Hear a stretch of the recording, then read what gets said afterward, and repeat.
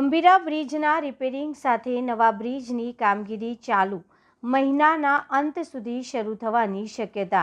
વડોદરાના પાદરા નજીક આવેલા ગંભીરા બ્રિજ તૂટ્યા બાદ તેના રિપેરિંગ સાથે નવા બ્રિજની પણ કામગીરી હાલ જોરશોરથી ચાલી રહી છે।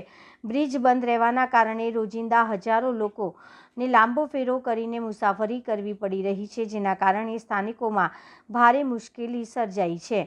લાંબા માર્ગથી બચવા માટે ઘણા લોકો નાવડીનો સહારો લઈને શોર્ટકટ અપનાવતા હતા, પરંતુ તાજેતરમાં ઓવરલોડિંગના કારણે નાવડી પલટી ખાઈ જતા મોટી દુર્ઘટના થતાં અટકી ગઈ હતી। સદનસીબે કોઈ જાનહાનિ થઈ નહોતી, પરંતુ આ ઘટનાએ લોકોને ચેતવણીરૂપ સંદેશ આપ્યો।